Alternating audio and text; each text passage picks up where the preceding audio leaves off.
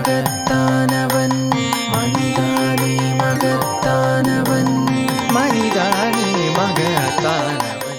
NEET channel நேயர்களுக்கு வணக்கம். நண்பர்களே, வாழ்வில் அன்பின்மையே இன்றைய மனிதன் எதிர்கொள்ளும் மிக கடுமையான ஏழ்மை. பரஸ்பரம் அன்பு செய்து வளர்வதற்கான ஒரு சூழ்நிலை பெரும்பாலான வீடுகளில் நஷ்டமானதே இதன் ஒரு முக்கிய காரணம்.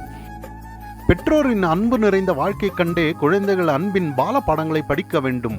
ஆனால் இன்று பல குடும்பங்களில் கணவன் மனைவிக்கிடையே நம்பிக்கையின்றி பரஸ்பரம் சண்டை போடுவதையே காண்கிறோம். ஒருவர் அலுவலக காரணங்களால் மறுநாள் வெகு தூரம் பயணம் செல்ல வேண்டும். அதற்கு விடியற்காலை 5 மணிக்கு எழுந்திருக்க வேண்டும். அப்போதுதான் 9 மணி விமானத்தில் செல்ல முடியும். அன்று அலுவலகத்திலிருந்து வீட்டை அடைந்த போது அவர் மிகவும் சோர்வடைந்திருந்தார். இதனால் உடனே படுக்கைக்கு செல்ல அவர் தீர்மானித்தார்.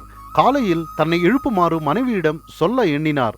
ஆனால் இருவரும் சண்டை போட்டுக்கொண்டு பேசுவதை நிறுத்தி பல தினங்கள் ஆகிவிட்டன. ஆகவே என்னை 5 மணிக்கு எழுப்பிவிடு என்று ஒரு குறிப்பு எழுதி வேலைக்காரியின் கையில் கொடுத்து மனைவியிடம் கொடுக்குமாறு சொன்னார். படுக்கைக்கு சென்ற அவர் கண் விழித்து பார்க்கும்போது காலை 9 மணி ஆகியிருந்தது. பயணம் செல்ல முடியாததால் வந்த கோபத்தோடு நிராசையோடு அவர் மனைவியை பார்த்து, நீ ஏன் என்னை எழுப்பவில்லை என்று கத்தினார். மனைவிக்கு கோபம் வந்தது. அவர், என்னிடம் ஏன் கோபப்பட வேண்டும்? நீங்கள் சொன்னது போலதான் நான் செய்தேனே. உங்கள் கட்டிலில் தலைமாட்டில் சென்று பாருங்கள் என்றார். அவர் சென்று பார்த்தபோது அங்கே ஒரு குறிப்பு காணப்பட்டது. அதில் மணி 5 ஆகிவிட்டது, எழவும் என்று எழுதியிருந்தது.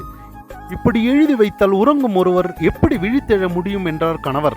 மனைவி, நீங்களும் நேற்று குறிப்பல்லவா தந்துவிட்டீர்கள், என்னிடம் நேரில் சொல்லவில்லையே என்றார். கணவன் பேசவில்லை என்றாலும் அவர் மிக முக்கியமான அலுவலக வேலையாக செல்ல வேண்டும் அல்லவா என நினைத்து மனைவி அவரை எழுப்பி இருக்கலாம். அதுபோல் பிடிவாதத்தை மறந்து என்னை 5 மணிக்கு எழுப்பிவிடு என்று மனைவியிடம் கணவன் சொல்லி இருக்கலாம். ஆனால் இருவரும் எந்த விதத்திலும் விட்டு கொடுக்க முன் வரவில்லை. ஒரு தவறை மற்றொரு சரியால் திருத்தவே நாம் இயல வேண்டும். அவ்வாறின்றி தவறை தவறால் எதிர்க்க முயன்றால் குடும்ப வாழ்க்கை தவறுகளின் மிகப்பெரிய குன்றாக மாறிவிடும். சிரத்தையாலும் அகந்தையாலும் கூறும் ஒரு வார்த்தையால் எத்தனை உறவுகள் இன்றி விலகி போகின்றன.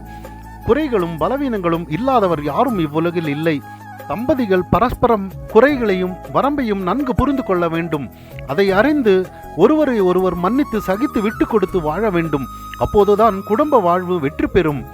மனைவி கணவனுக்கும் கணவன் மனைவிக்கும் தலை வணங்க முன்வராத காலம் இது. அந்த சூழ்நிலையிலும் வளரும் குழந்தைகளும் பெற்றோரின் முன்னால் தலை வணங்க மாட்டார்கள். ஆகவே பரஸ்பரம் அறிந்து அன்பு செலுத்த பெற்றோர் முன்வர வேண்டும். அவர்களின் குழந்தைகளும் அது நல்ல உதாரணமாக ஆகும். சில குழந்தைகள் நான் திருமணம் செய்து கொள்ள விரும்பவில்லை என்பார்கள். காரணம் கேட்டால், என் பெற்றோர்கள் எப்போதும் சண்டை போடுகிறார்கள், வீட்டில் ஒரு நிமிடம் கூட மகிழ்ச்சியோ அமைதியோ இல்லை, வீட்டில் இருக்கவே எனக்கு பிடிக்கவில்லை, வாழவே வெறுத்து விட்டது, ஆகவே எனக்கு கல்யாணமே வேண்டாம், அதைவிட தற்கொலை செய்வது மேல் என்கிறார்கள். இதற்கு நேர்மாறாக சில குழந்தைகள் என் அப்பாவை போன்ற ஒருவரை நான் கணவராக பெற விரும்புகிறேன் என்றோ, என் அம்மாவை போன்ற ஒரு பெண் எனக்கு மனைவியாக வர வேண்டும் என்றும் சொல்வதும் உண்டு. அதிக ஒற்றுமையுடன் வாழும் குடும்பத்தை சேர்ந்த குழந்தைகளே அவர்கள். தனது தாயும் தந்தையும் எப்படி இருக்கிறார்களோ அதுபோல் ஆகவே குழந்தைகளும் விரும்புவர். தம்பதியர் இரு யாசகர்களை போன்றவர்கள் என்று சொல்வதில் தவறில்லை. அன்பை பெற விரும்பியே அவர்கள் திருமணம் செய்து கொள்கின்றனர். பரஸ்பரம் மன்னிக்கவும் விட்டு கொடுக்கவும் இருவரும் முன்வந்தால் மட்டுமே அவர்கள் விரும்பும் அன்பை பெறவும் கொடுக்கவும் அவர்களால் முடியும். அப்போதுதான் அவர்கள் அன்பெனும் சாம்ராஜ்யத்தில் அரசனும் அரசியும் ஆவார்கள். அன்பின் அகந்தை அடியோடு மறைந்துவிட வேண்டும்.